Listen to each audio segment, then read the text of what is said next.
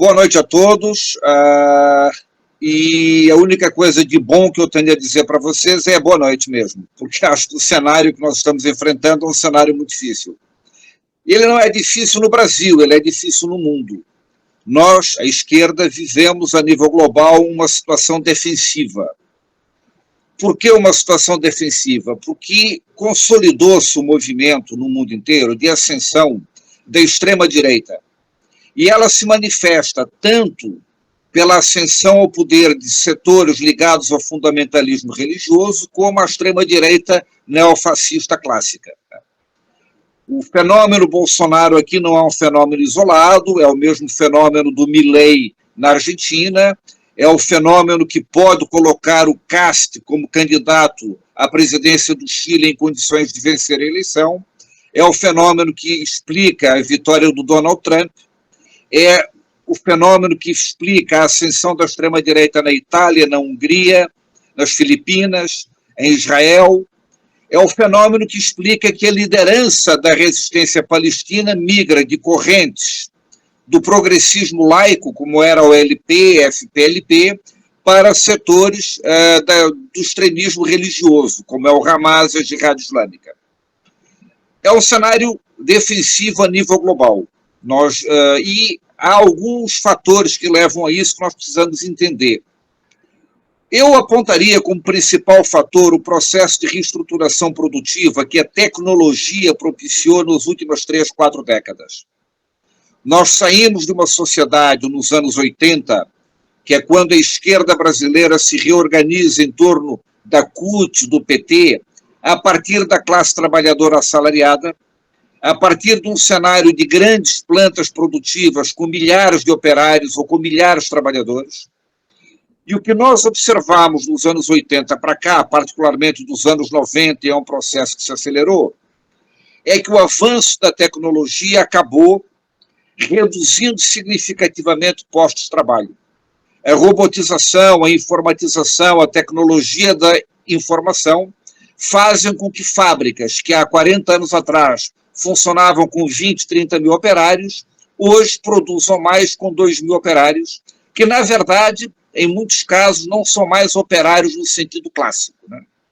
Eu estive numa fábrica no interior de São Paulo, em São Carlos, uma fábrica que produz equipamentos de ponta para a indústria médica. Eu não vi ninguém com macacão, com bota, não vi graxa, não vi barulho, não tem chaminé soltando fumaça. As máquinas funcionam em salas absolutamente isoladas e são dirigidas por computadores na sala ao lado, por jovens de 25 a 40 anos, todos com formação universitária. Isto é a fábrica moderna, é a fábrica do futuro. Grandes concentrações operárias desapareceram. Gente que tinha profissões, que imaginava que tinha saberes e conhecimentos que durariam para a vida inteira, conclui que hoje não tem mais, né? O torneiro mecânico que viu o seu trabalho sendo substituído por um robô hoje, pilota uma carrocinha de hambúrguer ou um Uber. Saberes e conhecimentos que davam uma certa estabilidade. A minha geração, que se formou nos anos 80, com a segurança que tinha conhecimentos e saberes para uma vida inteira, hoje percebe que não é mais assim, e quem se forma agora sabe que não será assim. Isso cria uma situação de insegurança, uma situação de instabilidade. E é nesse terreno que a extrema-direita cresce. Nós não temos mais as grandes concentrações de trabalhadores assalariados, nós temos a atomização do trabalho, cresce exponencialmente o trabalho por conta própria, que é chamado pomposamente de empreendedorismo, mas que a rigor é o se vira nos 30, as pessoas se viram como podem, e essas pessoas acabam se desconectando de uma percepção de luta coletiva, de interesse coletivo. E, em geral, trabalham fora da cobertura da estrutura de direitos trabalhistas e previdenciários que a luta dos trabalhadores no século XX construiu, mas que vai muito pouco além do trabalhador assalariado. É nesse cenário que o bolsonarismo cresceu aqui, é este cenário que explica a ascensão da extrema-direita no mundo. Há um outro elemento que é importante, e a gente com frequência escuta uma avaliação crítica de que a esquerda perdeu o sentido de ser antissistema para a extrema-direita e precisamos recuperar isso. Eu tenho a avaliação que isto simplesmente não é possível, porque quando a gente fala em antissistema, estamos falando de duas interpretações absolutamente distintas sobre o que seja um sistema. Quando nós falamos em sistema, para nós é o sistema capitalista. E a luta antissistema é a luta anticapitalista. E entender o sistema como capitalista é necessário para a grande massa da classe trabalhadora que haja um sistema alternativo. Durante muito tempo, no período pós-guerra, anos 50, 60, 70, 80, quando existiam as experiências do socialismo real, e independente do balanço crítico que todos nós temos dessas experiências em maior ou menor grau, mas havia um sistema alternativo. E era possível explicar, entender e disputar o sentido de antissistema em relação ao capitalismo, porque havia concretamente uma possibilidade, isso era visível, de um sistema alternativo. Isso hoje simplesmente desapareceu. O capitalismo faz parte da paisagem. O capitalismo é percebido pela classe trabalhadora como algo natural, que sempre esteve aí, está aí, portanto continuará aí. Nós não temos um exemplo concreto, objetivo a apresentar para travar esta disputa. E, por outro lado, a extrema-direita se constitui numa alternativa antissistema, porque o sistema que ela combate não é o sistema capitalista. Ela dialoga com uma percepção de sistema que os trabalhadores, particularmente aqueles que não estão no terreno do trabalho assalariado e, portanto, com a cobertura dos direitos trabalhistas e previdenciários, percebem como sistema. Eu vou dar aqui alguns exemplos. Para o garimpeiro que está nas terras indígenas Yanomamis, o sistema é a FUNAI. E nós somos o sistema.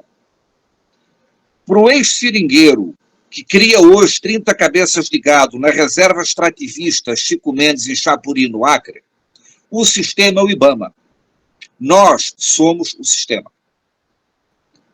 Para o dono da birosca, na porta da favela de Paraisópolis, em São Paulo, que tem 2 trabalhadores assalariados e que não assina a carteira, para esse cara o sistema é o Ministério do Trabalho e a Vigilância Sanitária.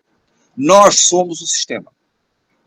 Para milhões de trabalhadores que estão na informalidade, no Uber, no Rappi, nos aplicativos, que estão fora, que não têm direito a férias, 13º, que não têm os direitos previdenciários e trabalhistas, o funcionário público, com estabilidade, férias, 13º, quinquênio e com frequência plano de saúde, é o sistema. E nós somos o sistema. Para aquele aposentado que vai de camisa amarela para as manifestações na Avenida Paulista, vociferar contra os privilégios dos políticos, nós somos o sistema, porque os nossos parlamentares são remunerados, e a remuneração do trabalho parlamentar é uma conquista da classe trabalhadora. Porque quando a representação parlamentar era prerrogativa exclusiva da burguesia e da nobreza, o trabalho parlamentar não era remunerado. É quando as classes médias e as classes trabalhadoras conquistam o direito à representação que se impõe a necessidade de remunerar o trabalho parlamentar. Portanto, nós também somos vistos como sistema. Os nossos sindicatos são vistos como sistema. Os movimentos que nós dirigimos são vistos como sistema. Portanto, não é possível travar essa disputa com a extrema-direita, porque a noção de sistema que ela trabalha e que ela explora e que é visível, é perceptível, não é a noção de sistema que nós temos.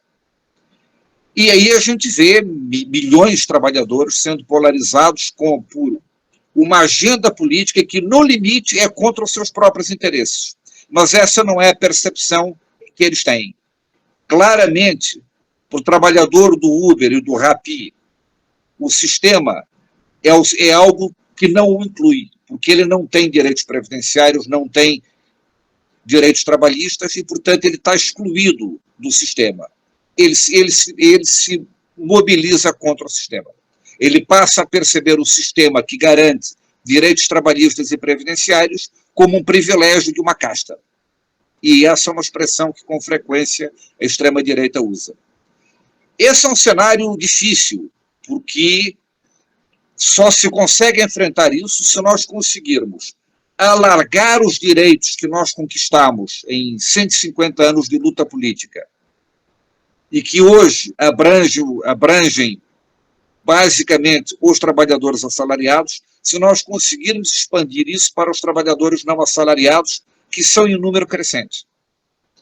E para fazer isso é necessário ter um Estado que tenha capacidade e disposição de aumentar os seus investimentos, aumentar o seu gasto.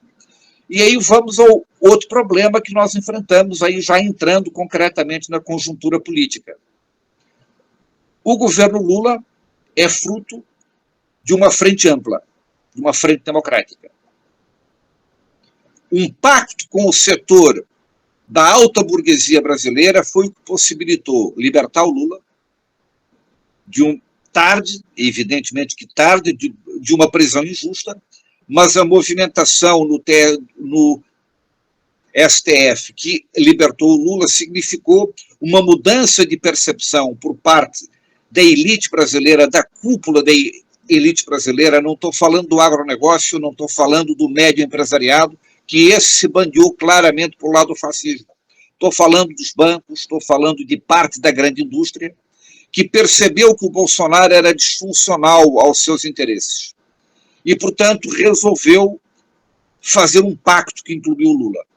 Tirar o Lula, soltar o Lula, viabilizar a candidatura dele, ganhar com ele em torno de alguns acordos. E o acordo que foi posto na mesa é o acordo da política econômica.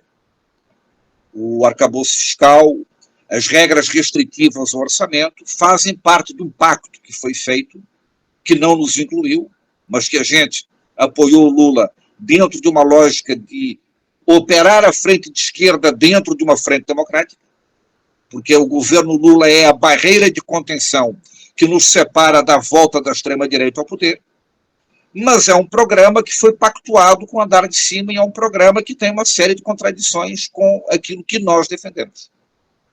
E isso nos coloca num cenário de uma operação política complexa, porque nós temos que lidar com contradições o tempo todo. O governo Lula é o nosso governo, e é o governo que nós vamos querer reeleger em 2026, por uma razão muito simples. Porque nós não temos capacidade, força política, enraizamento, base social, mobilização social e uma liderança projetada a nível nacional com densidade para poder disputar 2026 como alternativa à esquerda. Nós não temos isso.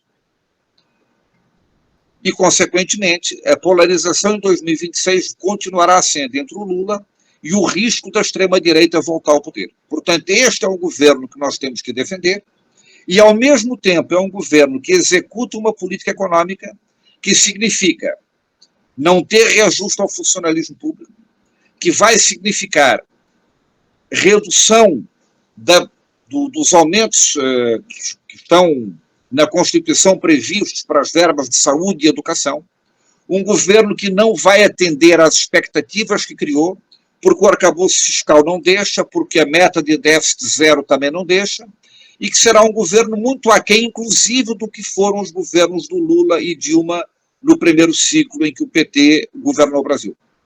Para vocês terem uma ideia, o gasto público da União, durante o primeiro e segundo governo Lula e o primeiro governo Dilma, cresceu numa média de 5% ao ano em termos reais.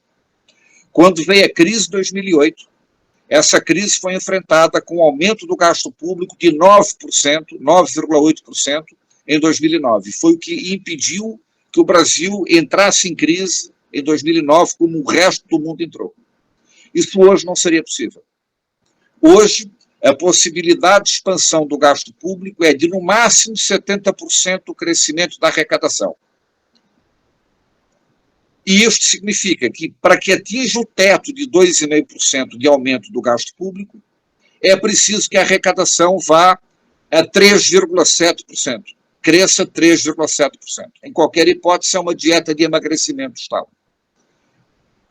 O governo não terá recursos para manter uma correção do salário mínimo, ao mesmo tempo em que reajusta o salário do funcionalismo e recupera as perdas acumuladas desde 2016, ao mesmo tempo desenvolve um novo PAC, ao mesmo tempo desenvolve uma política habitacional, Minha Casa Minha Vida, e isto não cabe. Isto não cabe. Coisas que couberam nos primeiros governos Lula e Dilma, hoje não cabem por conta de um arranjo fiscal que é resultado do pacto, do acordo político que, por outro lado, foi o que viabilizou a eleição do Lula. Hoje, o Congresso acaba de derrubar o veto do Lula ao marco temporal. Derrubou também o veto do Lula às desonerações para alguns setores que ganharam um presente de uma desoneração de contribuições trabalhistas, com a contrapartida de gerar emprego, e esses setores somados reduziram o número de empregos nos últimos 6 anos. E, no entanto, o Lula vetou isso, o Congresso derrubou o veto. Este é o cenário que nós enfrentamos, um Congresso muito ruim, uma correlação de forças muito desfavorável, um governo amarrado em pactos de governabilidade que o obrigam a ter um programa econômico que, em definitivo, não consegue dar conta das expectativas que a base social que elegeu o Lula tem. Eu estou, por exemplo, a lei de diretrizes orçamentárias não prevê reajuste do funcionalismo em 2024. Os nossos companheiros que dirigem entidades de servidores públicos federais, nas universidades ou no serviço público direto, vão ter problemas, porque é o governo que nós defendemos com uma política econômica que nós não defendemos. E lidar com esta contradição é um desafio. E não é um desafio simples, porque não há caminho fácil. Então vamos sair da base do governo. Nós não podemos fazer isso. Nós não temos uma alternativa de poder apresentar, a extrema-direita tem. De um jeito ou de outro, este é o governo que nós iremos defender em 2026 por uma questão de sobrevivência, para impedir o retorno da extrema-direita ao poder. O que nos cabe fazer? Tentar conduzir uma política que envolve lidar com contradições o tempo todo. A gente, ao mesmo tempo, tem que defender o governo e se demarcar da sua política econômica, defender o governo, mas pontuar particularmente para as vanguardas dos movimentos sociais e para os setores mais informados das classes trabalhadoras, a nossa discordância em relação ao governo. O PSOL votou contra o arcabouço fiscal, o PSOL votará contra a quebra dos pisos da educação e da saúde, o PSOL tem votado coerentemente com este programa. E é necessário que a gente vocalize isso. A outra tarefa que está posta é: temos que preparar o PSOL para o período pós-Lula. O Lula vai disputar a reeleição com 81 anos em 2026. Em 2030, se ele vencer, e a gente espera que sim, ele concluirá o seu segundo mandato, sem condição de disputar a reeleição e sem, obviamente, condições, estará com 85 anos. Nós precisamos disputar o período pós-Lula. E quando eu circulo pelo estado do Rio ou pelo interior de São Paulo, eu percebo duas coisas. Uma, hoje o PSOL é o partido majoritário na esquerda nas capitais do Sul e Sudeste. Porto Alegre, Florianópolis, São Paulo, Rio de Janeiro, Belo Horizonte. O PSOL é maioria em relação ao PT nessas cidades. Mas quando a gente vai para o interior, não é assim. Quem tem mais enraizamento, quem tem mais presença, quem ainda tem referência, tem militância, é fundamentalmente o PT. Nós temos algumas tarefas para que a gente possa chegar a 2030 em condições de disputar poder, em condições de disputar a presidência da República com protagonismo. Não é disputar para ter 2%. É disputar com protagonismo, fazendo diferença no jogo, eventualmente disputando a condição de chegar ao segundo turno. Nós precisamos projetar uma liderança nacional que tenha densidade e visibilidade nacional, e aí a tarefa de eleger o Guilherme Boulos prefeito de São Paulo está subordinada a essa lógica, é eleger Guilherme Boulos, reeleger em 2028 e ter um nome capaz de disputar a presidência da República com condições de fazer diferença no jogo e não ser um mero espectador em 2030. A segunda tarefa, nós precisamos consolidar o partido na região Nordeste, na região Norte do Centro-Oeste. Nós temos alguma presença, não vou falar de Belém porque é uma situação muito específica, porque há um peso histórico do Edmilson que explica a presença do PSOL em Belém do Pará. Mas no Nordeste, de uma forma geral, o PSOL tem alguma presença nas capitais e pouquíssima presença no interior do Estado. Acho que nós precisamos ter como tarefa fundamental interiorizar o partido. Nós temos a eleição 2024 na frente como tarefa. Nós precisamos, no caso do Maranhão, nós precisamos de representações parlamentares. Eu não conheço a realidade local, portanto, não sei se há alguma especificidade em algum município onde seja possível a gente eleger vereador, às vezes por alguma circunstância local em municípios pequenos e médios isso é possível, mas acho que em São Luís e em Imperatriz o pessoal tem que jogar um peso, um esforço para conseguir construir representações políticas, representações parlamentares que deem visibilidade ao partido.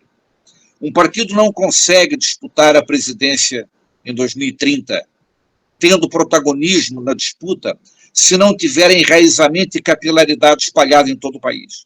Nós vamos precisar ter deputados no Maranhão, vamos precisar ter vereadores nas grandes cidades, vamos precisar ganhar caras, construir caras públicas que as pessoas reconheçam, saibam quem são, saibam que são do PSOL e saibam que tem relação com o candidato que nós iremos apresentar em 2030 no período pós-Lula. Mais ou menos assim, é isso, nós temos um conjunto de tarefas enorme, não está dado que a gente tenha sucesso, não está dado. Agora, o PT é um partido envelhecido, o PT é o partido do ontem, o PT é o partido que é a expressão de uma classe trabalhadora assalariada que construiu a capacidade de hegemonizar o processo político nos anos 80 e 90, mas que hoje não tem mais esta capacidade. O PSOL é a expressão política de novos movimentos sociais, de novos atores, da luta do movimento negro, do movimento de mulheres, do movimento LGBTQIA+, das lutas territoriais por moradia, das lutas territoriais por transporte. O PSOL hoje busca ser a expressão deste movimento. O PSOL é o partido que busca dialogar com os trabalhadores da informalidade, os trabalhadores que estão fora do arcabouço de direitos trabalhistas e previdenciários. O PSOL busca ocupar esse espaço e tem ocupado esse espaço em alguma medida com um relativo sucesso. Se nós vamos conseguir, a partir daí, gestar um novo projeto de poder com capacidade de hegemonizar a sociedade brasileira, o futuro dirá. Mas essa é a tarefa que está posta para a gente. As comunidades Rio dos Cachorros, Taim, Porto Grande, movimento social.